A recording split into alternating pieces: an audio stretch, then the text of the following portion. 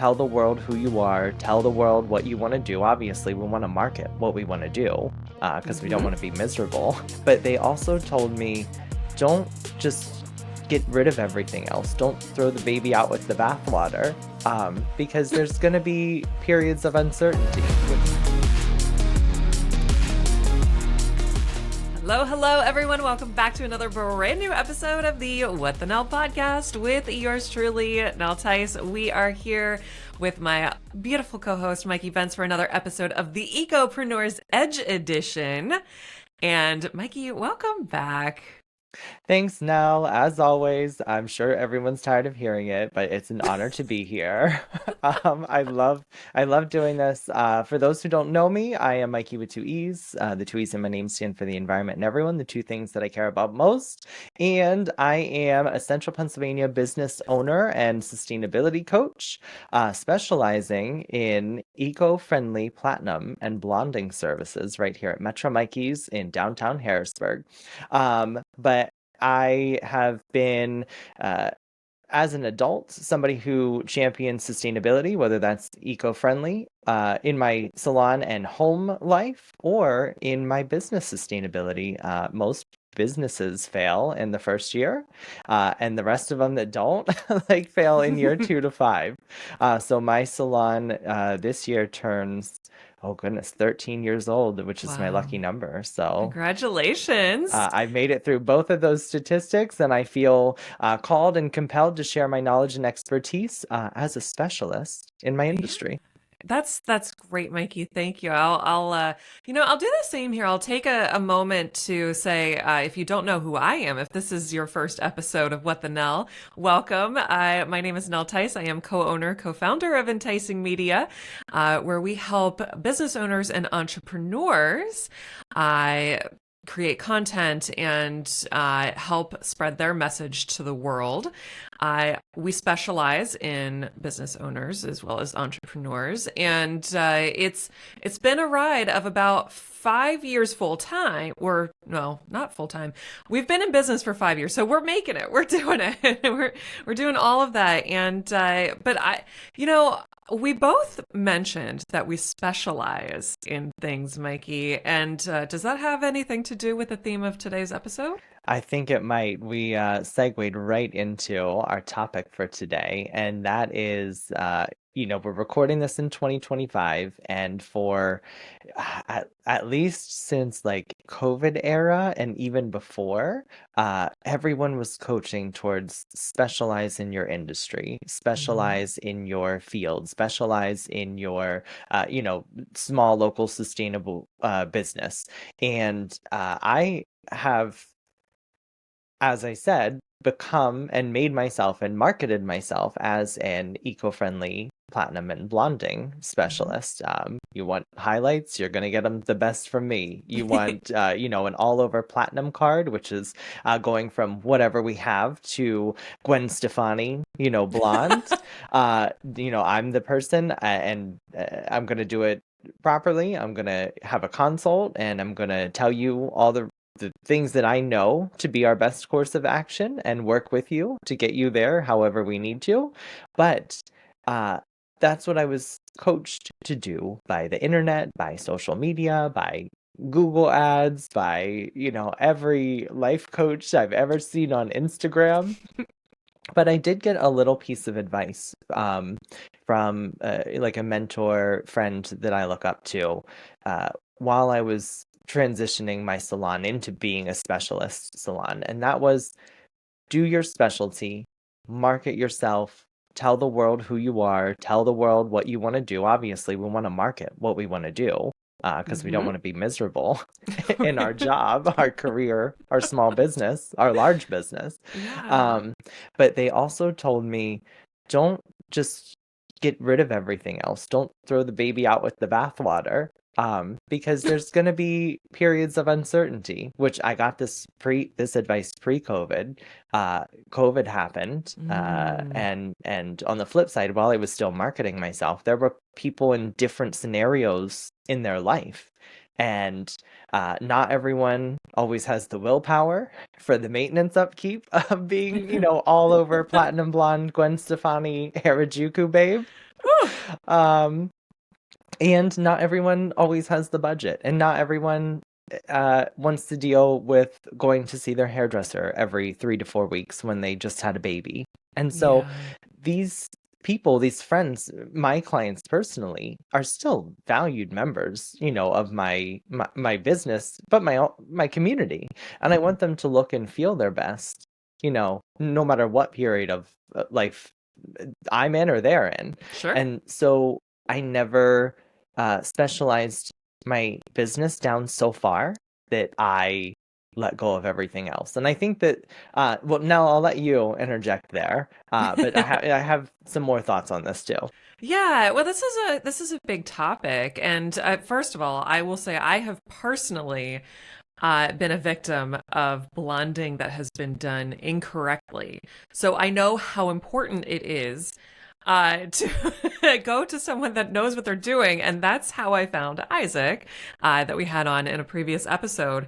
And he was bold enough to reach out to me and say, "Hey, your hair is," and I was going to the same salon, and but it was a coworker that was doing it, and he was seeing what was going on. He said, "I just can't let this go anymore. What's happening to you is not right, and I would love the opportunity to fix it." And thank God he did that, because my hair is in a much, much healthier place now. So shout out to Isaac for doing that. And I know that was a very bold risk to take, but it's very important. And yes, like you, I have specialized in working with business owners and entrepreneurs, and I that came from a few pieces of work that I did with clients that, it was a wedding or something like that. And I quickly realized that I became more of a person that wanted to work with business owners and entrepreneurs. And that's just the reason why I specialized. I have had people tell me they've gone to my website, because we offer different services. It's not just video production. That's our claim to fame. We do podcast production as well, and other services that you can find on our website. And I've had people say, "Oh, you offer too many services. People are confused." And I'm thinking, well, if you're confused, that's not my problem. That's a you problem. Maybe you don't know what you need. Maybe you need to figure that out. I have different blocks on our website. If you're looking for video production, click on the video production. If you're looking for podcast, click on that. I'm not going to get rid of those other options, because like you said, COVID, we're in uncertain economic times. Marketing budgets aren't always the same at companies. So I need to be prepared to ride the wave of the uncertainty. And so I'm not going to niche down so specifically because of that. That's how you become sustainable in your business.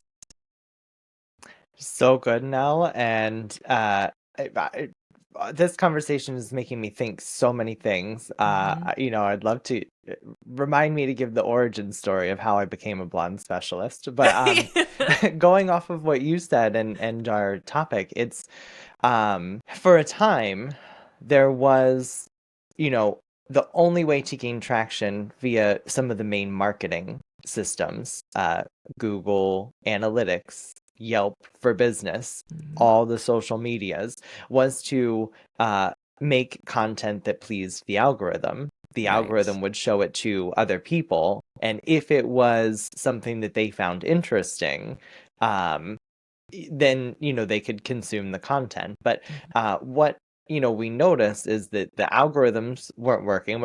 By we, me working over here at Meta. What the companies noticed is that the algorithms, and TikTok was a huge factor and driver. Sure. I think that they got it from Tumblr. So Tumblr was the OG interest graph algorithm, and then TikTok adopted that into their platform. TikTok had video, so they went more viral in the time that we were all living at that point. But if we weren't specializing and marketing ourselves as specialists, we would gain no traction, Right. In the internet business, connected internet of everything world. And so I still think that there's a lot of value in specializing, but as we've all gone on this journey, I haven't taken many services off of my menu. I have Mhm. changed them. I've made them a little bit easier to understand. In my salon, we actually find it the most fair and balanced, if you will. I'm a Mhm. Libra, so I'm always looking for that. Uh, we find it the most fair and understandable to market ourselves as an hourly priced Mm, salon. So we that's a good do, point. and will always believe that hair has no gender. There's Hmm. no men's cuts and women's cuts. I There's love that. uh, uh, valued, amazing hairstylists in my salon, and we all have our rate per hour that Hmm. makes sense for what we're doing, overhead costs, cost of goods, um, just local prices for utilities. So everything is priced into our hourly rate. Hmm. And that way we never have to make anyone feel any type of way. Hmm. We are valued professionals Hmm. and we will charge accordingly. We will charge Yeah. fair and, everything. But um, our menu reflects that in the services that we offer. Hmm. But I have clients who I've been seeing for literally the 15 years they were coming to me in beauty school and like Hmm. they got their eyebrows threaded. And I don't have that listed because it doesn't take an hour. So it's not, Makes sense. I would never want to post, hey, come get your eyebrows done. It's $95 Right. because I only charge by the hour. But I will still offer those services because I can do more than just blonding. Sure. So I even through the course of navigating, niching down, and specializing, I have never, you know, abandoned anyone who was looking for my specific talents. Yeah. Yeah.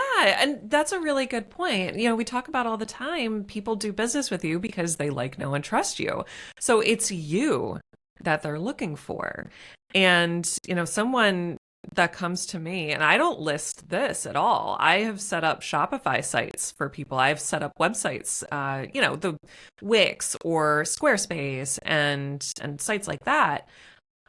WordPress is we use WordPress for our advertising media site, and it's deplorable.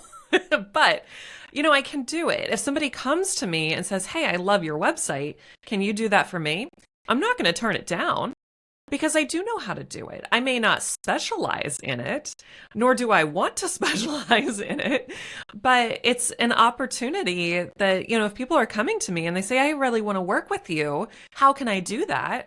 Well, let's talk about options. I'm not, it would be irresponsible of me to sit here and say, well, I don't offer website services because it's not on my site, or it's, I don't have it priced out or something. Like you're basically giving up an opportunity to work with something you could have a really great relationship with. And I think that's important too, is, listen to what people are asking for. Listen to what they're telling you. What do they need? Is it something that you would consider specializing in because you get so many requests for it? And that is such a good point. And I wanted to bring up the menu that you Hmm. offer to people who are seeking out your services. And sometimes they might not understand, everything or the value in what's offered. Yes. And that helps me realize two things. We have been doing this for a while now. I mean, even the EcoPreneur's Edge at this point, we've been doing for a while. So we have put in the time, we have put our nose to the grindstone, we have figured out what works, we have figured out what doesn't work, whether it's media or hair or life and sustainability hacks. And if I'm looking at a menu and I don't understand something, whether it's, a new beauty service at a spa that opened in Japan or, Right. a media offering that I'm looking to d- give the content that I have, or, something on your plumber's website. I don't know many plumbers with a website I actually, don't I but, don't know either, but I'm sure but they exist. if I'm looking at that, I automatically am self-aware that I need educated Mhm. and I am automatically accountable that I need to go figure out what I don't know. I'm in the Yes. quadrant of I don't know what I don't know. And so instead of reaching out and ineffectively communicating that somebody else is running their business improperly, I'm going to take that responsibility. I will do a quick Google search. Actually, I don't really, it's funny. It was predicted by Gary Vee that people were not going to use Google as their main search engine. Did he? I know he predicted the shopping on like TikTok and things like that, but I didn't know he predicted Google, I like people listen to his using Google. podcast like way too much, maybe, but he No has such been thing. saying for years that like people are not going to use search engines as their main search tool. And unless I'm like when I was in Vegas on site doing wedding hair, I used Google to find restaurants near me because Hmm. uh the chat bots, the large language models, don't have that capability Mm-mm. yet. Not all of them are integrated with real-time data. But other than that, I literally like ask Chat GPT. Like if I saw something Yeah. on your menu and I didn't know what it was now, I would immediately be like, hey, Chat GPT, what is this offering? And do I need it? And it would spit out information. Now, with that information, I could then go check it against cited Sure. resources if I need to. But Mhm. like there is a future coming where we do not use Google as a search engine anymore. I can absolutely see that. I did actually see last week there was some sort of statistic that mentioned, I mean, it is basically Google, but it shows a shift that people are actually using YouTube now more so than Google as a search engine. I mean, it is a search engine. That's the way that we're headed towards. And Google, I hate to say this, but with their AI, I don't remember what the name of it is. Gemini. Gemini, that's what it is. The Gemini results that come up. I mean, how many people are scrolling past those?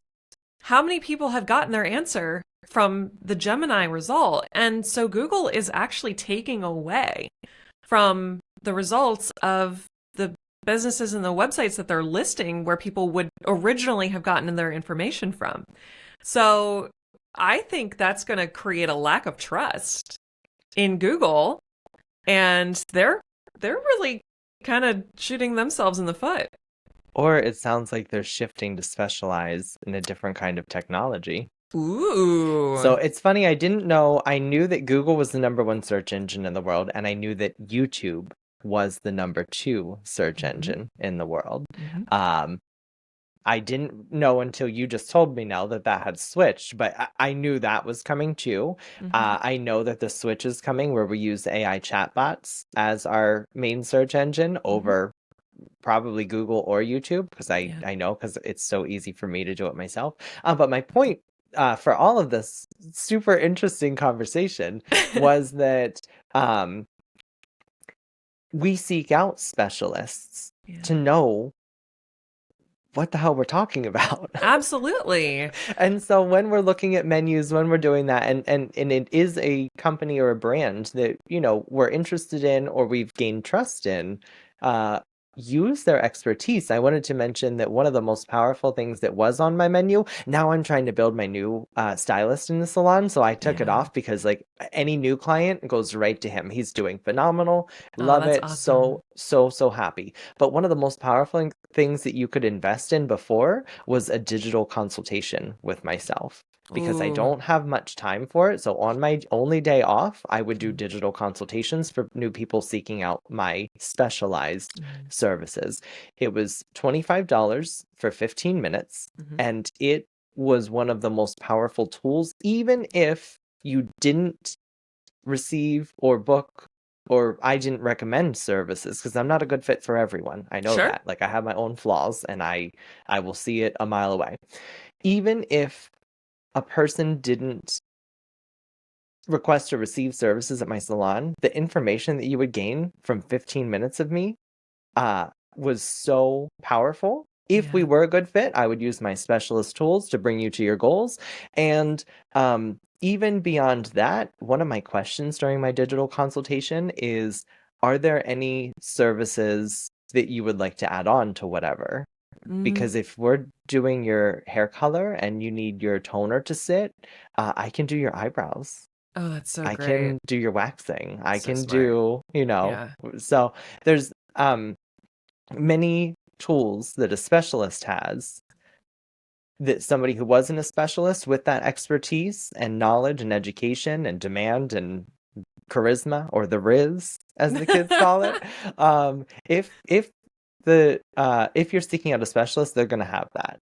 But Yeah. like we said, I think that the future is going to be retaining the knowledge and education to be able to be a generalist, even though we're marketing ourselves as specialists. And it might be more popular in the future to market yourself as a generalist, a jack of all trades. Oh my gosh, do you know that saying? No? What? A jack of all trades, but a master of none? Yes. Do you know that there's a whole saying? I thought that was the whole That's not the saying. whole saying. Please enlighten me. A jack of all trades, but a master of none is always better than a master of one. So, like, there's a whole other half that just got thrown out in history. Oh my gosh. I mean, that is the equivalent of mainstream media just cutting off what they don't think you should be able to hear. There's speculation that term came into fruition around the same time as Leonardo da Vinci, Oh, isn't that interesting? who was like the OG Renaissance man, and Yeah. Renaissance man just means jack of all trades. Yes. Oh my gosh, that's so good.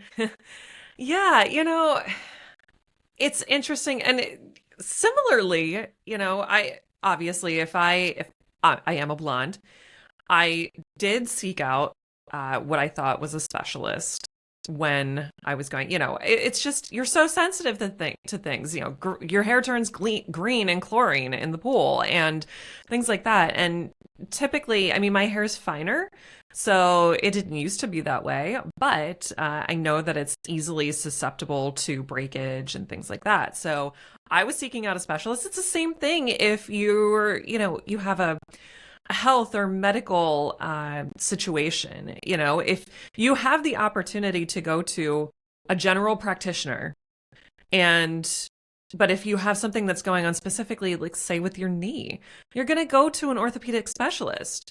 I mean, I think that's the natural inclination towards getting what you want or getting to your goals and getting to the result is seeking out that specialist.